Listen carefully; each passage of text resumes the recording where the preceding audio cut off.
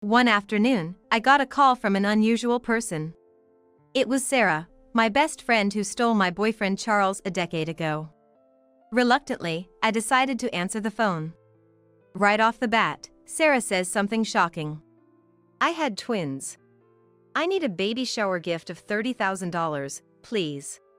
After steal Charles from me, I can't believe your statement. I feel so mad, but seeing John looking worried by my side, I can calm down. That's right, I have John with me now. Sarah, hearing my silence, pressed me for a reply. With a cheerful voice, I responded to her. Sure, I'll go with my husband, the bank president. What? I could hear Sarah's incredulous voice. I continued. I got remarried. Why didn't you tell me? Obviously, I didn't want you stealing again. We're best friends, aren't we? As Sarah accused me of being cold-hearted, I couldn't help but smile sweetly. Then, I slowly replied to her. You were the one who betrayed me first. At that, Sarah was at a loss for words. I hung up the phone unilaterally and explained the situation to John beside me. And so, I decided to carry out my plan for revenge. My name is Elizabeth Green. I'm a 45-year-old homemaker. I was enjoying a happy marriage with my husband and our 2 children. My husband, John, and I are remarried. John was a single parent with 2 children already. Meeting John, I wanted to be there to support him. That's why I decided to marry John. John is incredibly kind and family-oriented. Despite being busy with work, he helps out with household chores and childcare. I loved him for that. Conversely, I still think my first marriage was a failure. I met my ex-husband, Charles, online. Around the time I turned 30, I happened to match with Charles and, because we got along well, we ended up getting married. After getting married, I realized Charles and I didn't share the same interests or values at all. But by then, it was too late. Still, both Charles and I tried to make concessions in the beginning. The dark clouds over our marriage began to gather a year into it. It started when my best friend came to visit our new home. That visit would fall me to rock bottom and suffered. Hey, Elizabeth, can I come over to your place? Sarah. That was my best friend Sarah getting in touch. She couldn't attend our wedding due to her schedule, so she wanted to come over on a convenient day to celebrate with us. Could I come over when your husband is also home? I'd like to greet him. I'd love that. Please do. Sarah has been my best friend since high school. She was the first one to talk to me when I enrolled. Despite everything, she's still a dear friend. I gladly accepted Sarah's offer. I didn't imagine it would lead to such an ordeal. The following week, Sarah came over with a lot of gifts to celebrate. Nice to meet you. I'm Sarah, Elizabeth's best friend. Nice to meet you. My wife always speaks so highly of you. Sarah smiled brightly and greeted Charles. Then she followed him into the living room. I walked behind them and then headed to the kitchen. I'd like some tea. Me too, then. Charles, who usually drinks coffee, opting for tea was unusual. From the kitchen, I sighed looking into the living room. Do you have tea? While talking to me, Charles was completely captivated by Sarah, not even looking my way. Sarah has always been beautiful, and she's even more so now, so I understand why he'd be mesmerized. But what do you think about this attitude even if a married man? I responded, thinking just that. Yeah, we have it because we never drink it. Sarah, couldn't you drink coffee? I can, but... Sarah said that and then glanced over at Charles. I like Sarah, but I honestly don't like that gesture of hers. Because whenever Sarah does that, most men end up doing whatever she wants. She came all this way. Go ahead and get it for her. As expected, I sighed at his request. Sarah, though looking a bit troubled, didn't say she'd rather have coffee. Reluctantly, I went out to buy some tea. After purchasing it at the nearest supermarket, I walked back home. Then, my phone rang. It was Charles. Sorry, but could you also pick up some cake on your way back? What? Wait a minute. Charles hung up without waiting for my response. No matter how many times I called back, Charles didn't answer. He must be having a great time chatting. With no other choice, I stopped by a bakery before heading home. I'm back. Oh, welcome back. As I entered the living room, I noticed the window was open. Both of them were dressed lightly, so maybe it was too warm inside. I thought they could have just turned off the heating as I spoke up. Was it too warm? Yeah, it was a bit warm. You could have turned off the heating. Yeah, that would have been a good idea. Charles seemed somewhat flustered. There was nothing unusual in the living room, and Sarah was smiling at me. I felt uneasy, but pretended not to notice and served the cake. Please, enjoy. Elizabeth, thank you. Sarah thanked me cheerfully. She chose a piece of cake, then sat down next to Charles to eat. Watching them made me feel uneasy. But since Sarah always feels close to people, I thought it was useless to say anything and tried not to dwell on it. Hey, Elizabeth, Charles is really wonderful, isn't he? Do you think so? I responded shyly to Sarah's words. Then Sarah smiled beautifully and continued talking while placing her hand on Charles's knee. Absolutely. He's so handsome and above all, a banker, right? That's wonderful.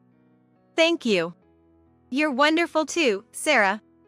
I'm flattered. Charles is a banker, and he had just recently been promoted. He seemed very pleased with Sarah's compliments. Though the three of us were supposed to be together, it quickly turned into a world of just the two of them. I felt somewhat uncomfortable and quietly ate my cake before moving to the kitchen. Charles, can I come over again? Of course, please do. Right, Elizabeth? Finally hearing my name, I looked up. That's when I first noticed Sarah leaning on Charles. You can come, but isn't that a bit too close?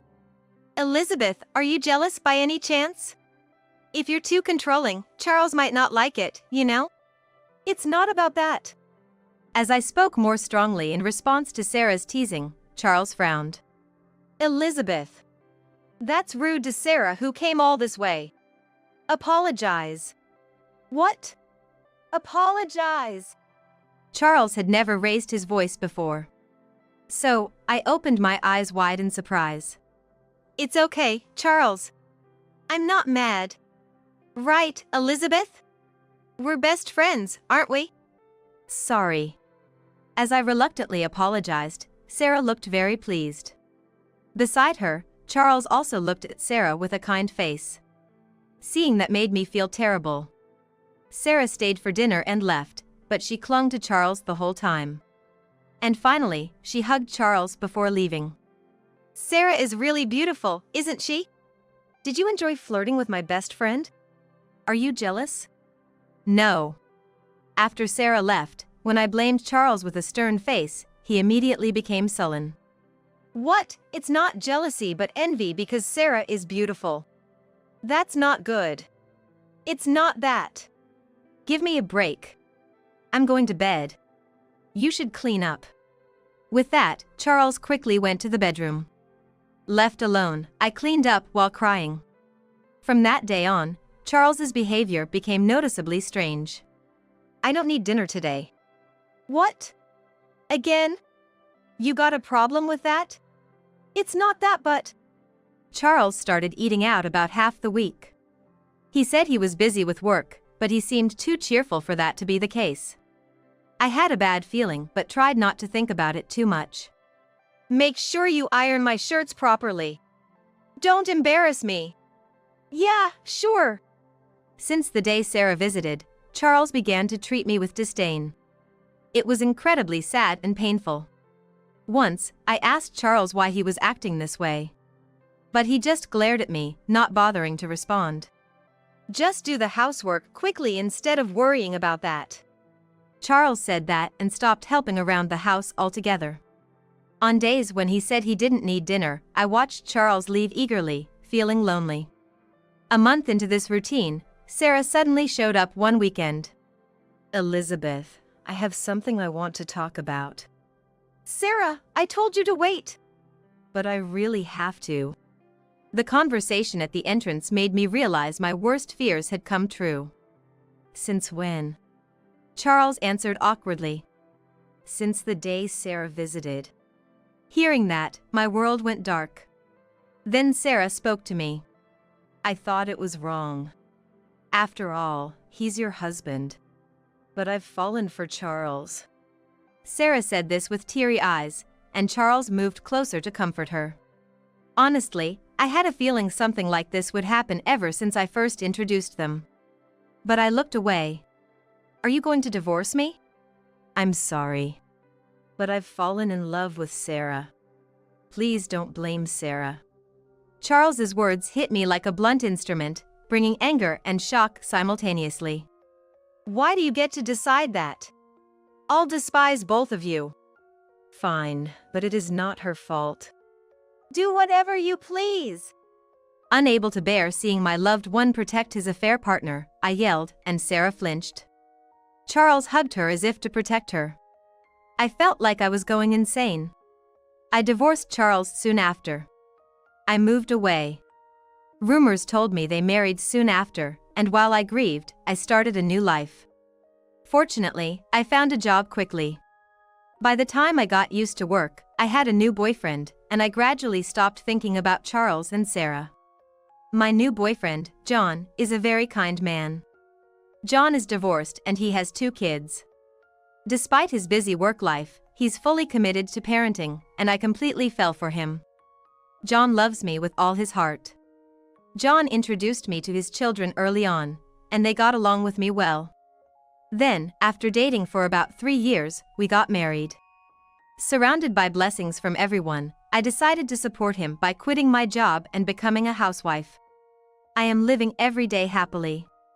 I no longer thought about Charles and his life, enjoying a smooth-sailing marriage. However, trouble can strike unexpectedly. One afternoon, I received a call from an unexpected person. It was Sarah, my best friend who stole my boyfriend Charles a decade ago. Reluctantly, I decided to answer the phone. Right off the bat, Sarah says something shocking. "I had twins. I'm expecting a baby shower gift of $30,000, please." After stealing my happiness, the nerve she had. I feel so mad, but seeing John looking worried by my side, I can calm down. That's right, I have John with me now. Sarah, not hearing a reply, pressed me for an answer. With a cheerful voice, I responded to her. "Yeah, I'll come with my husband, the bank president." "What?" Sarah's incredulous voice came through. I continued. "I got remarried."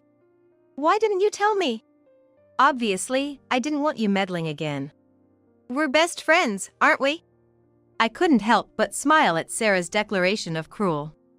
Then, I slowly replied to her. "You were the one who betrayed me first."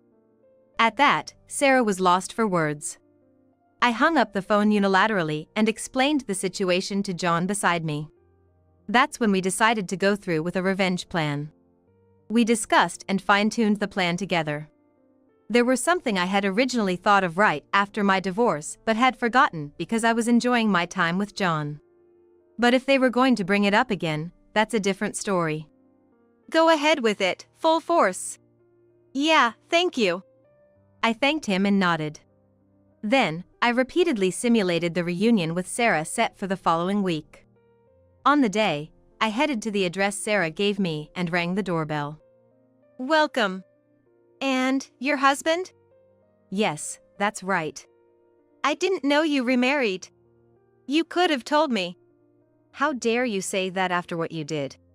Sarah's face clouded over for a moment at my words, but she still ushered us inside with a smile. The interior of the house, larger than the one Charles and I had lived in, was scattered with brand-name clothes and bags. They were all presumably belonging to Sarah. "You still like luxury items, huh?" Yeah, I guess. But I actually prefer simpler things." Despite my question, Sarah oddly responded to John. Come to think of it, it was the same with Charles. I remembered this and felt like shouting right there and then. John stopped me. "Sarah, Elizabeth asked you the question." I don't particularly have anything I want to ask. Oh, is that so? Sarah looked taken aback and deflated. Just seeing that cheered me up. Thank you. You're welcome, John said with a smile, reaffirming my belief that he's my greatest ally.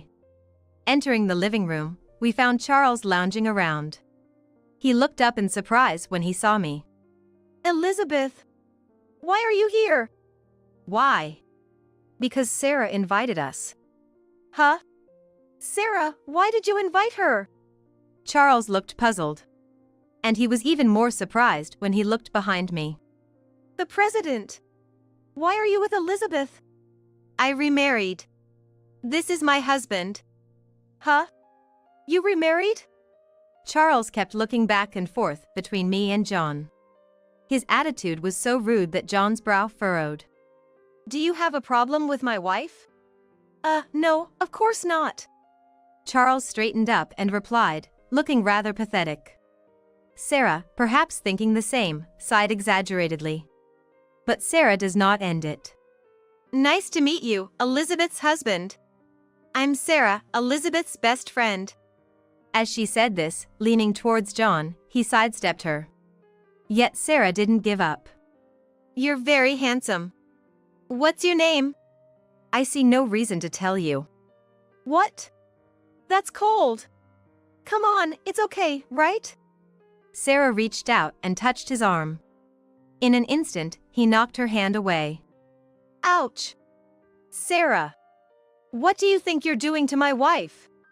Charles glared at John, reacting to Sarah's small cry of pain. Then John, looking utterly exasperated, turned to Charles and said, First off, your wife was the one who suddenly touched me. And you don't think that's pitiful for Sarah? Not at all. Rather, I think it would be better if she reflected on her frivolity of easily touching another man while being married. At John's words, Sarah's face turned bright red. She seemed so embarrassed that she glared at John. Facing Sarah, I then spoke up. Sarah, there you go again, trying to take someone else's man. What? Did you think I hadn't noticed? I pulled out a photo from my bag and scattered them. The photos showed many men. Seeing this, Sarah's face turned pale. What is this? These are photos of Sarah's ex-boyfriends. Well, Sarah is beautiful, after all. Yes, she is. But that doesn't give her the right to repeatedly steal others' partners. Charles also turned pale, recognizing the situation, but then he suddenly picked up one of the photos. Hey! Is this a recent photo? Yes, that was just taken yesterday. Upon hearing this, Charles glared at Sarah. He thrust the photo at Sarah. That showed her walking arm in arm with a young man. What? Why do you have this? Hey! Didn't you say you were staying at your mom's house because she was sick yesterday? Charles raised his voice. Sarah tried to make excuses, has SHFTY eyes, but it was clear Charles doesn't trust her. We're getting a divorce. I'll leave you. Why does it have to come to this? As the two started arguing, I stopped them. The conversation wasn't over. I showed them another photo. This time, Charles turned as pale as a ghost. What is this? This shows you, doesn't it? Charles panicked and shook his head at John's words, but the photo clearly showed his face. Faced with undeniable evidence, Charles slumped down. Please, anything but being fired. I can't just let someone who embezzled stay. That can't be. Indeed, Charles had been skimming money from the bank. This was discovered shortly after we started planning. It was when John hired a detective. With discrepancies frequently appearing in Charles's department and rumors of his lavish lifestyle, John had his suspicions. To think you'd not only hurt and discard my wife but also harm the bank. You're disqualified as a banker. I'm sorry. I needed the money, I'll pay it back. I can't accept your apology. At John's words, Charles knelt down, utterly defeated.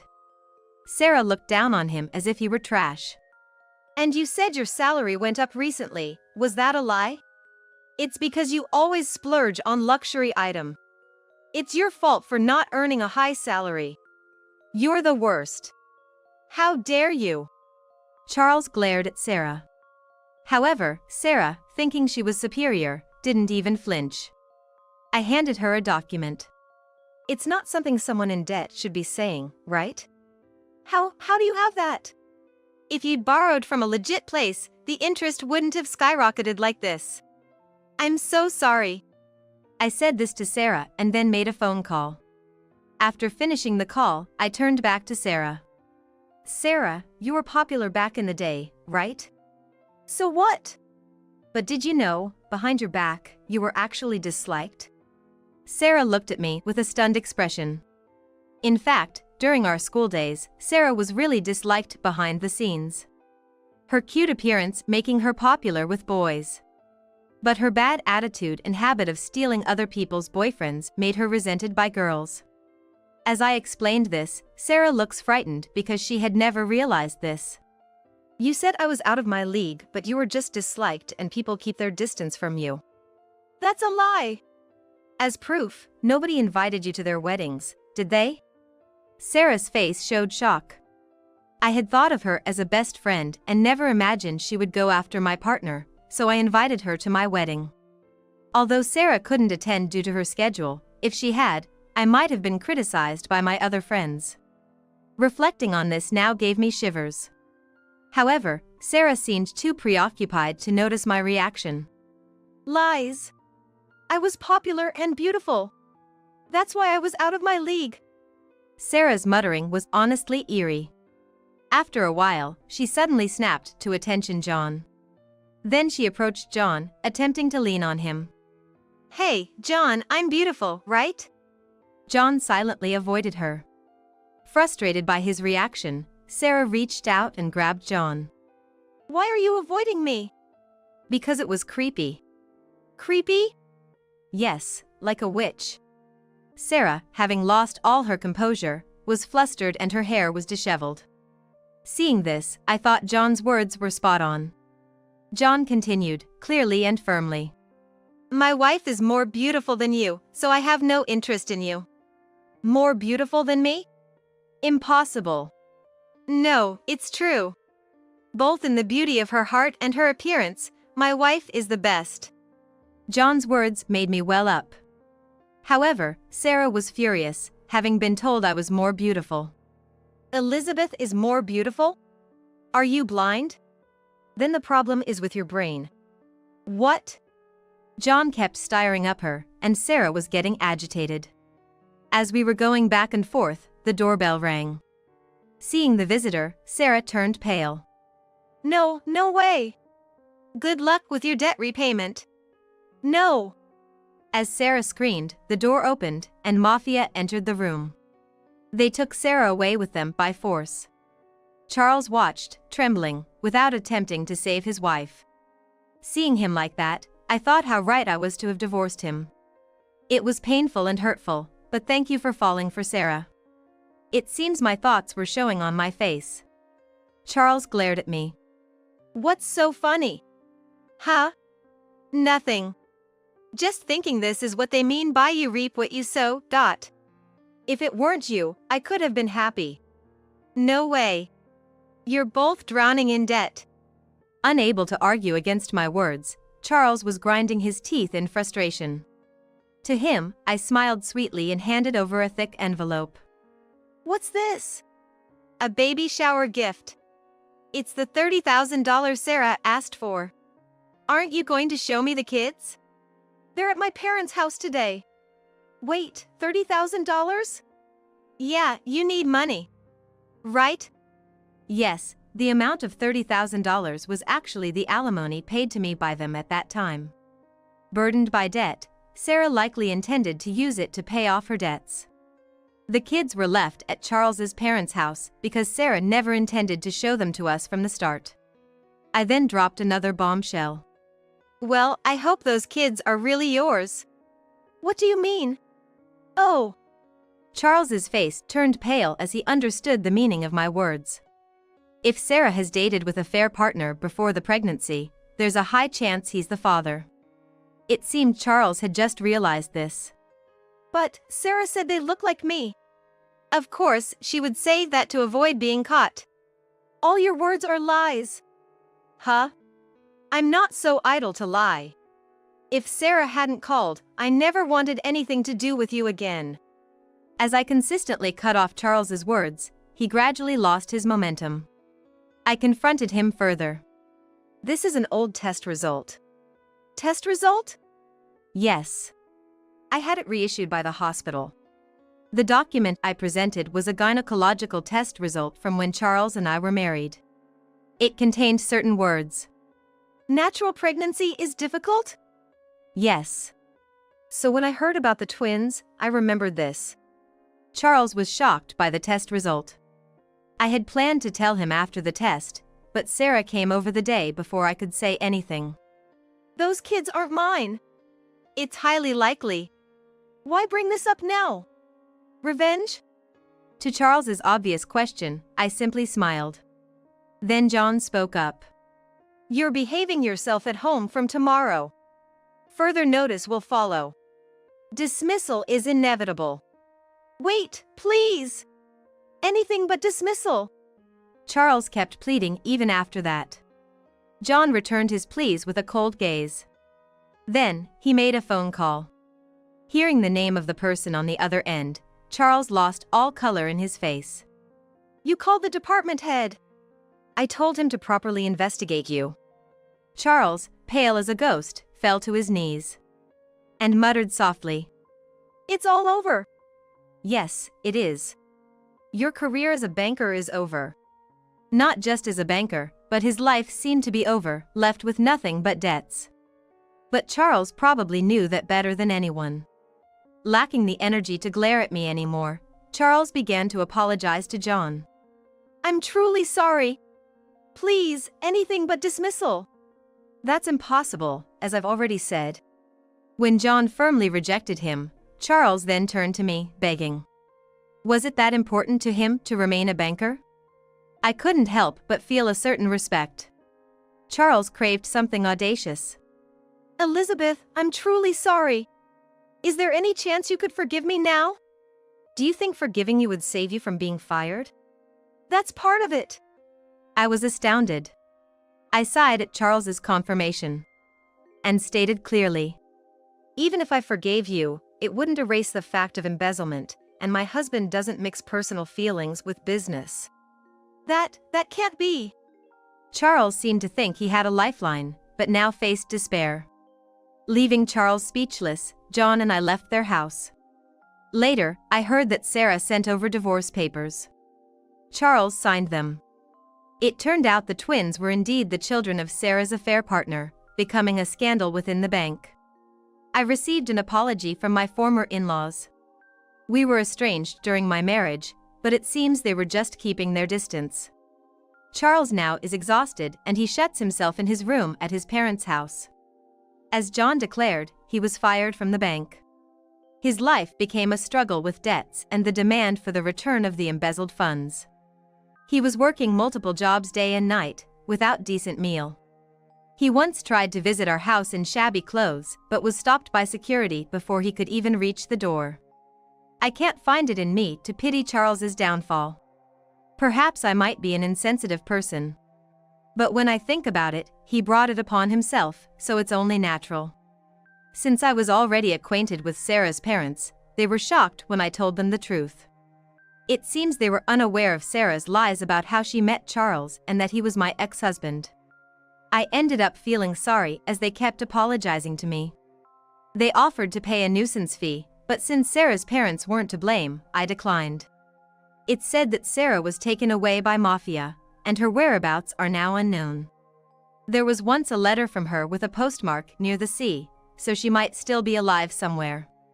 The twins were being raised by Sarah's parents, but as they are elderly and struggled with childcare, I heard they recently placed them in a facility. It might be sad, but it's probably better than growing up beside Sarah. Realizing how much I've come to dislike Sarah made me acknowledge my feelings. John, as the bank president, has been working hard, and his workdays have been long recently. However, he always keeps in touch, so I have no worries about infidelity. Meeting such a gentleman makes me feel fortunate, and thinking back, the painful divorce seems like it was for the purpose of marrying him, which strangely makes me grateful. He recently hired a new secretary and mentioned wanting to host a home party soon, so watching him prepare barbecue supplies has filled me with happiness. As for me, I've recently been enjoying short trips with the kids.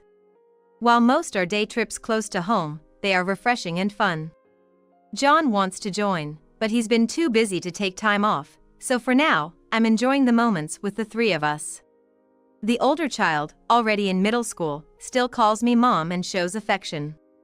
The younger one hugs me and says I love you, making every day very happy. And now, a new life is growing inside me. Despite the risks associated with being a first-time mother at 45, I want to take care of this life we've been blessed with. The kids are looking forward to having a much younger sibling, so we plan to decide on the baby's name together as a family of 4. If it's a girl, I won't let her get married. You're thinking too far ahead already. We've decided not to determine the baby's gender until birth, accepting John's suggestion, so we're still unsure whether we'll have a boy or girl. Thanks to that, we spend each day imagining our future with either. Despite the hardships, the happiness I feel now seems to overwrite all past sorrows, making me very content with my life. I feel like the future will surely be bright. I was gently stroking my belly with this thought.